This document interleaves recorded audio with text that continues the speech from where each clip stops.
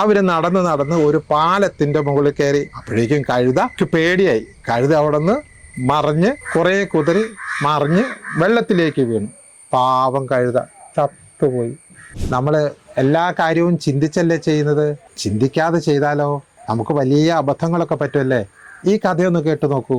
ഒരു ഗ്രാമത്തില് ഒരു കൃഷിക്കാരനുണ്ടായിരുന്നു. ആ കൃഷിക്കാരനും അയാളുടെ മകനും കൂടി കൃഷിയൊക്കെ ചെയ്ത് ജീവിക്കുകയായിരുന്നു. ഒരു കഴുതയുണ്ടായിരുന്നു അവർക്ക്. ഈ കഴുതയുടെ പുറത്ത് കയറ്റി സാധനങ്ങള് അങ്ങാടിയിൽ കൊണ്ടുപോയി വിൽക്കുമായിരുന്നു. അങ്ങനെ ആയിരുന്നു ആ കർഷകരുടെ കുടുംബം ജീവിച്ചിരുന്നത്. കുറെ കാലം കഴിഞ്ഞപ്പോ കഴുതയ്ക്ക് വയസ്സായി, ജോലിയൊന്നും ചെയ്യാൻ പറ്റാതായി. അപ്പോൾ ഈ കഴുതയെ എന്ത് ചെയ്യും? അച്ഛനും മകനും കൂടി ഇരുന്ന് ആലോചിച്ചു. അവസാനം അവർ തീരുമാനിച്ചു ഈ കഴുതയെ ചന്തയിൽ കൊണ്ടുപോയി വിൽക്കാമെന്ന്. അങ്ങനെ അച്ഛനും മകനും കൂടി കഴുതയും കൂട്ടി ചന്തയിലേക്ക് വഴിയിലൂടെ നടന്നു പോവുമായിരുന്നു. വഴിയിൽ നിന്ന് കുറെ ആൾക്കാർ ചോദിച്ചു, അല്ല ഹേ, നിങ്ങൾ 3 പേരും കൂടെ എന്തിനാണ് ഇങ്ങനെ നടന്നു പോകുന്നത്?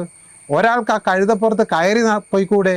അപ്പോൾ അച്ഛനും മകനും ചിന്തിച്ചു, അത് ശരിയാണല്ലോ, ഒരാൾക്ക് അതിന്റെ പുറത്ത് കയറാം. അങ്ങനെ മകനെ പിടിച്ച് അച്ഛൻ കഴുതപ്പുറത്ത് കയറ്റി കഴുതയും കൂട്ടി യാത്ര തുടർന്നു. കുറച്ചു ദൂരം അങ്ങ് ചെന്നപ്പോൾ അതാ വഴിയിൽ വേറെ കുറെ ആൾക്കാർ നിൽക്കുന്നു.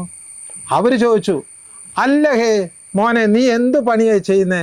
ആ അച്ഛനെ നടത്തിച്ചിട്ട് നീ എന്താണ് കഴുതയുടെ പുറത്ത് കയറിക്കുന്നത്? നിനക്ക് ഇറങ്ങി നിന്നിട്ട് അച്ഛനെ കഴുതയുടെ പുറത്ത് കയറ്റിക്കൂടെ? അതല്ലേ ശരി. അത് ശരിയാണല്ലോ. അങ്ങനെ മകൻ താഴെ ഇറങ്ങി അച്ഛനെ കഴുതയുടെ പുറത്ത് കയറ്റി. കുറെ ദൂരം കൂടി നടന്നു കഴിഞ്ഞ് അങ്ങ് ചെന്നപ്പോ അതാ കുറച്ച് ആൾക്കാർ അവിടെ നിന്ന് ചോദിക്കുന്നു, ഹേ മനുഷ്യ, നിങ്ങൾ എന്താണ് മകനെ നടത്തിച്ചിട്ട് നിങ്ങൾ അതിന്റെ മുകളിലിരിക്കുന്നത്? നിങ്ങൾക്ക് 2 പേർക്കും ആ കഴുതയുടെ പുറത്ത് കയറി യാത്ര ചെയ്തുകൂടെ? അത് ശരിയാണല്ലോ.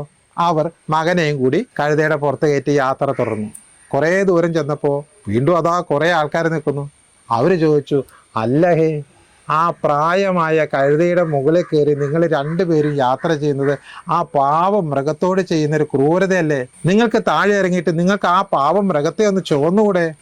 അത് ശരിയാണല്ലോ. അങ്ങനെ അവര് 2 പേരും താഴെ ഇറങ്ങി ഈ കഴുതയെ 2 പേരും ചുമലിലേറ്റാൻ നോക്കി. എങ്ങനെ ചുമലിലേറ്റ?